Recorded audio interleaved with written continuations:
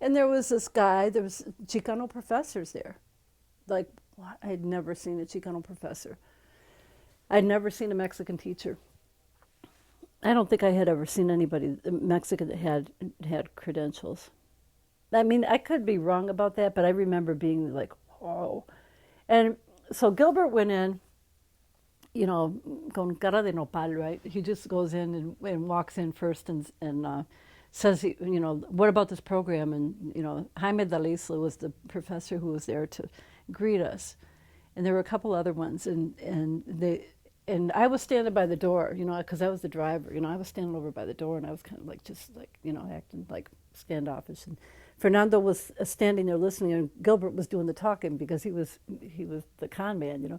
So he says, I heard you got this program, and his sister was in the program actually. And so Jaime turns to me and he goes, well, you're Mexican. And I go, yeah. And he says, well, why don't you come into the program? Have you ever heard of the Plan de Santa Barbara? And I go, no. He said, have you ever heard of the Plan de Ayala? And I said, yes. He said, have you ever heard of the Aguascalientes Accords? And I go, yes. I was like, what?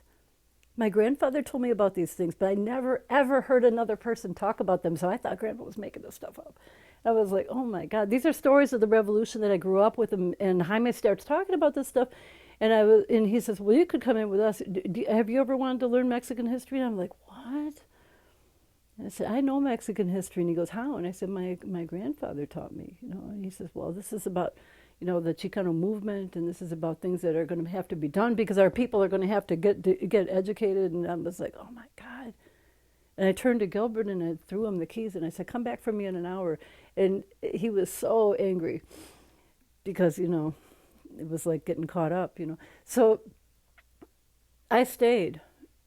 And so Chicano Boricua Studies was really, really the first time that I was around a lot of other Latinos and had, I mean, I knew only my family really, and a few people, but they were mostly, hoods, right? Mostly the thugs from the neighborhood. And they were my beloved friends, but they weren't anybody like that was involved in the movements.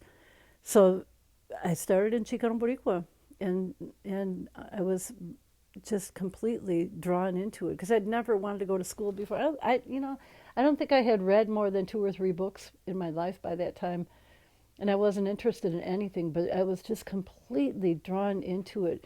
And people from the neighborhood, older people, the elders from the community would come into our classes and tell us, where we needed to be. And we were the first generation that was really getting educated en masse formally. There were a few people, but very few here because you didn't need any education here. You could live well. We all came from Otto. So we had, a very solid working class identity. Very few people in my world thought of ourselves in any other way than working class. I mean, we were really solid in our identity in that way, and didn't want to be anything else. Like, we weren't like trying to be anything else. So there was this whole group of people that were like just like that. I mean, I was so at home. I was just so completely at home.